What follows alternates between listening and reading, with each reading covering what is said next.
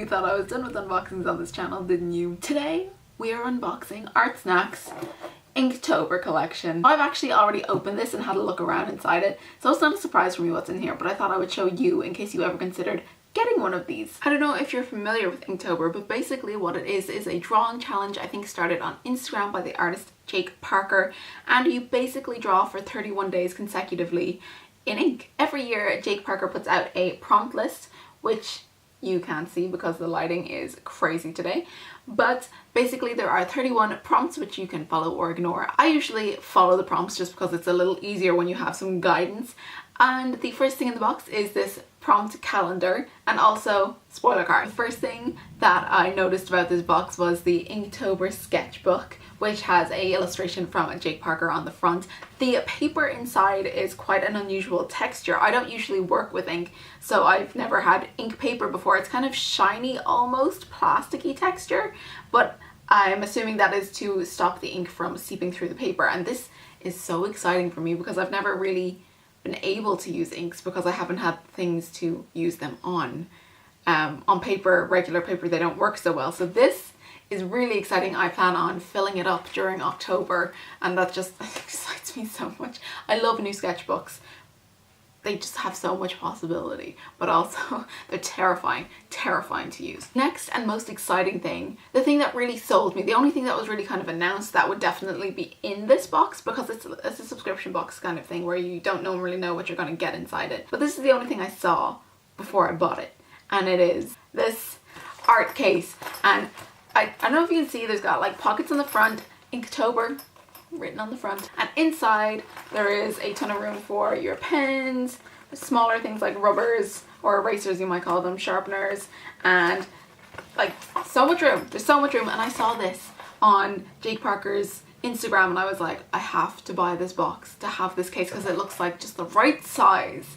It's bigger than a pencil case, keeps your stuff flat and safe, and I wanted it, and so I got it. The temptation to put everything in this case before I filmed this video was so strong. I'm looking forward to just putting all of the new things inside of the case. Next thing, and probably the like supply or tool that I'm most happy with, is this Copic marker. I'm not actually sure what's it called. A Copic nylon brush. It is a brush tip marker essentially. It has a really fine flexible point and it just draws beautifully. I'm terrified of it drying up before I get to Inktober because I'm just planning on using this in every drawing. In every drawing I plan on using this, and seeing if I can find more of them online, maybe in some other colors or something, because it just looks like such a beautiful animating tool. Because you know when you see that like nice sharp line work, that kind of tool, and I'm so excited to have it in my little artillery. Next thing I noticed was this 3-pack of marker pencils. They're like felt tip pens, 3 different widths of a really fine point, perfect for getting different varieties of detail. I remember when I was younger and I used to do mostly animated stuff. They are from manga.ca and they are sizes 0.8, 0.5 and 0.1, and these are the kind of pens that I used to use when I was like 11, 12 years old. I would draw things out in a lead pencil because I didn't know what I was doing, and then outline them in these kind of pens. So it's kind of exciting to have these in my collection again, especially so new and like not fading, and just the density of color plan on getting is intense. I really did drop those though. Another like art tool that I was really excited to see was this Princeton brush. It's just got a really fine round tip and it's a size 2. And I've tried this out since I got it and it is beautiful. The tip stays together so well so you can get really nice fluid lines, and I'm just so excited to have another. I have so many of these specific type of brushes because I use them all the time. I always paint with like smaller brushes because I'm a detail person. Detail's what I like, and just to have another one that hasn't frayed yet just makes me happy on the inside. One of the more random things that came is a Inktober sticker, which I don't know where I'm going to put this, probably inside the sketchbook somewhere in the first page. Maybe I'll decorate around it. That's an idea. Maybe I'll do that as like a way to test out the arts. Oh, that'll be fun. You should follow me on Instagram. The next supply that came was an e.m.m.a.g.a.n.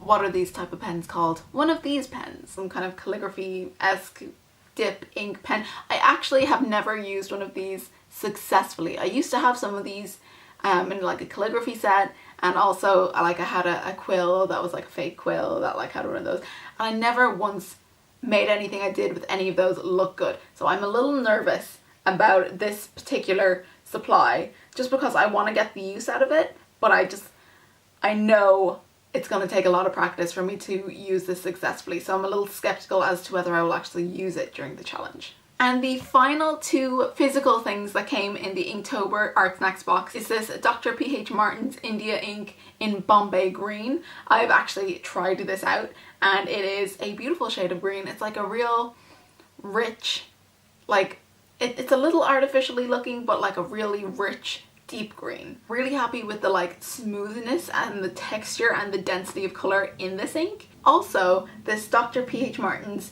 matte waterproof India ink in the color Black Star. What I really liked about this when I tried it out is how intensely black it is, because sometimes when you get an India ink it can be kind of grey and you have to do a few layers and then it bleeds through and no one's happy. This beautifully dense the first dip of the brush. This makes me excited to outline things and then paint it in and watch the black not smudge. That is what I'm excited. I'm so excited.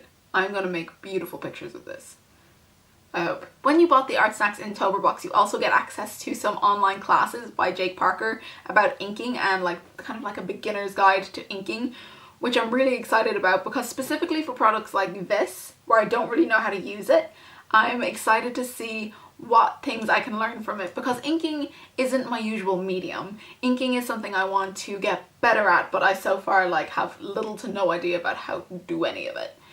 So I'm really excited to see these classes. So far I've only watched the introduction, so I can't really give you a review because I haven't really seen anything yet, but it promises to be very informative and just exciting. That is everything that came in the Artsnacks Inktober box. Well, it actually also came with an airhead, but I ate that so I can't show you.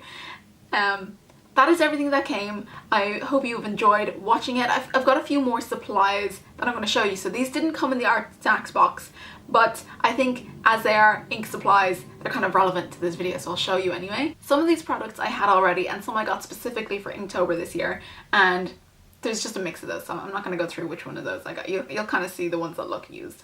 I have 3 Winsor & Newton inks, one in white, orange and purple. I love how fun these look. These look so artistic. I feel like an artist when I see like a row of inks, even though it's not my medium. It just makes me feel like an artist. Also have this acrylic blue, and it's a Della Rowney one.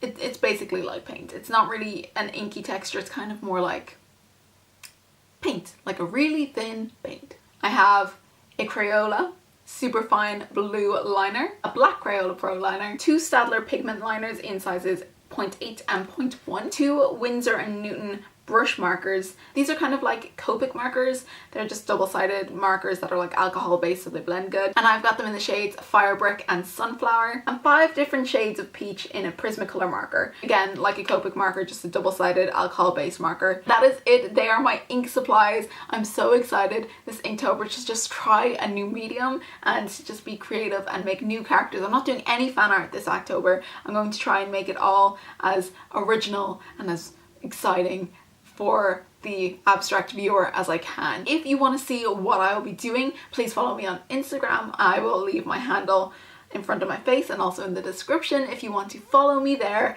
and see what I create this Inktober. I also highly suggest you follow the Inktober page and Jake Parker, because there of course you will see beautiful art that is like inspirational and will keep you going if you decide to do the challenge, which I suggest you do if you are in any way serious about drawing or improving your skills.